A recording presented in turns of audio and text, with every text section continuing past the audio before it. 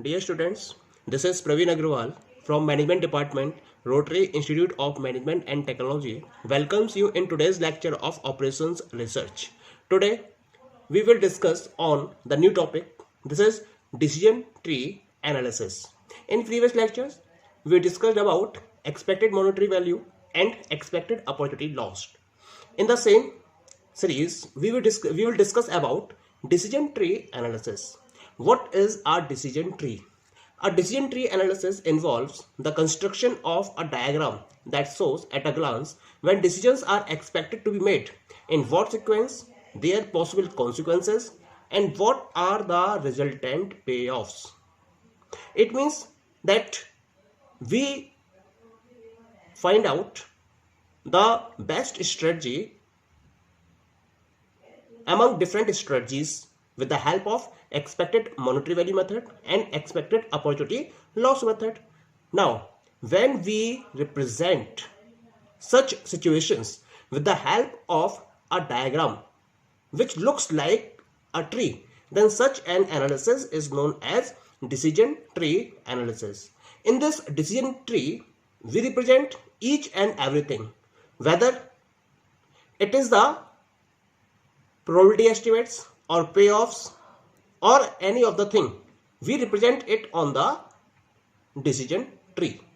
The result of the computation can be shown directly on the trees. That's why it is known as decision tree analysis. Now, a decision tree consists of nodes, branches, probability estimates, and payoffs. This can be illustrated with the help of the following diagram.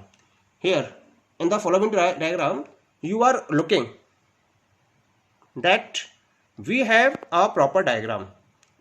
Look at here with a square. This is known as decision node.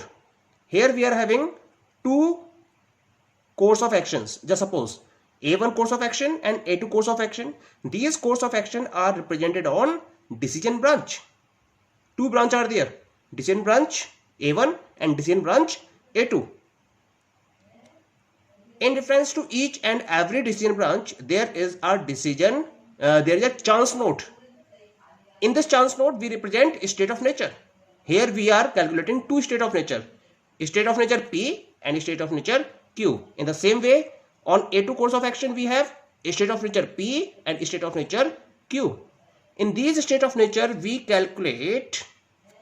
further move ahead with A3, A4, A3, A4, A3, A4, A3, A4, and finally we get the values in the form of RS and so on up to last.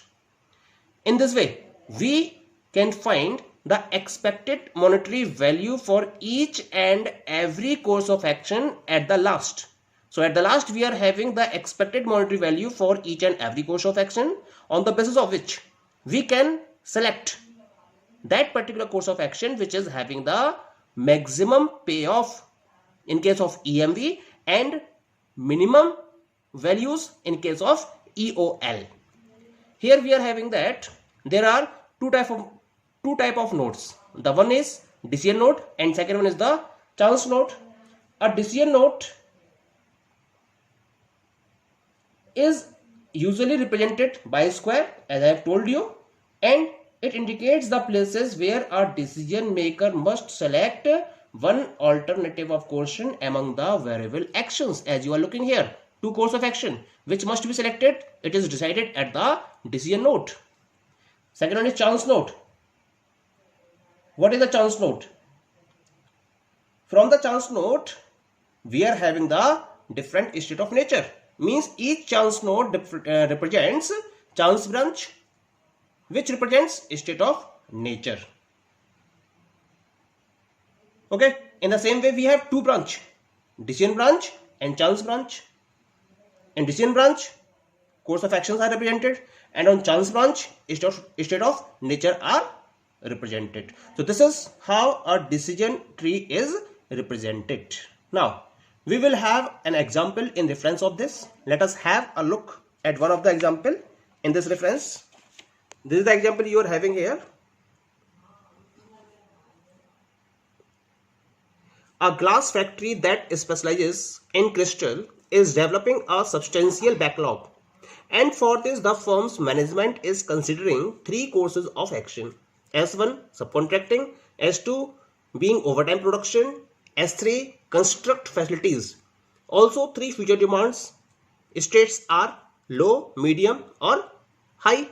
The following information is available in the table. Demand is given, low, medium, high. Probability is given. For low, 0.10, medium, 0.50, high, 0.40. Course of action, S1, S2 and S3. For each set of state of nature and course of action, the values of payoff is given in the table. Okay. Present this decision situation in the form of a decision tree and indicate the most preferred decision and its corresponding expected value. So this is the question.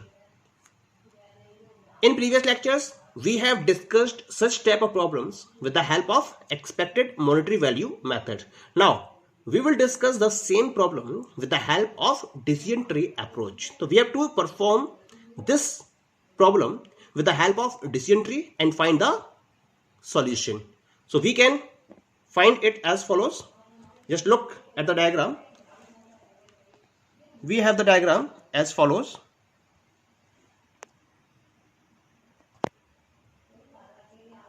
Here, this is the decision node, and here we have three strategies because this is the decision branch. Decision branch 1 for S1 subcontracting, for strategy S2 overtime, and for strategy S3 construct facilities. 1, 2, 3 for each. This is chance node 1, chance node 2, chance node 3. On chance node 1, 3 chance branches are there because we have 3 state of natures: low, medium and high. For low probability 0.10, medium probability 0.50, high probability 0.40. In the same way for 2, in the same way for 3 we have this. Now we will calculate expected payoff as follows. Just consider this one.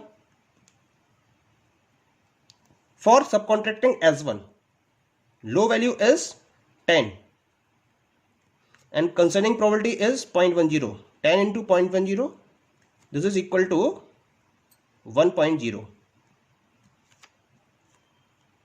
For medium, value is 50. Concern probability 0.50. 50 into 0.50, that is 2.5.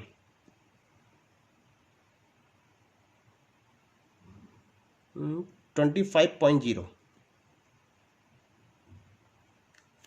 The next one is again 50 into 0.40, that is 20.0.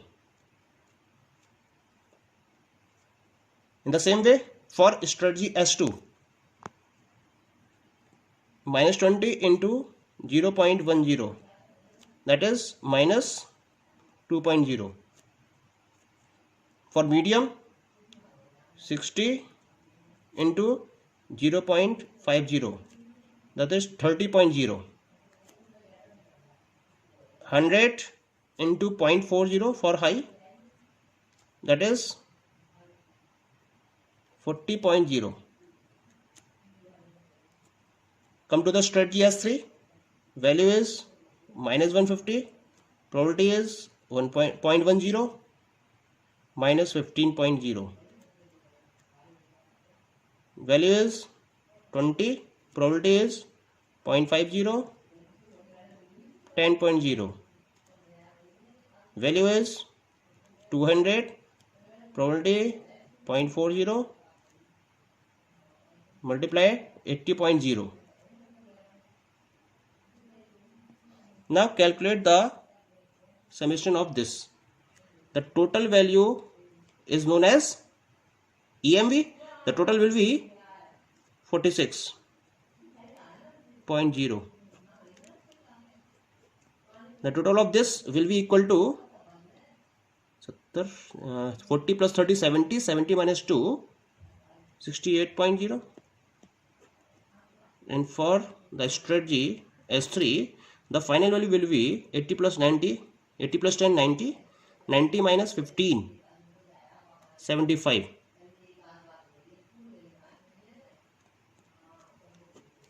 So we have these three values of EMV.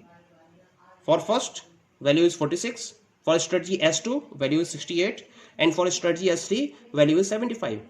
As we know that the strategy with maximum EMV is recommended, because here we have the maximum value 75 and it is corresponding to strategy S3. It means the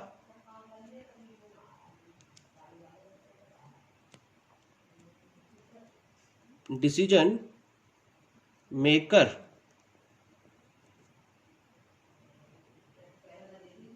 must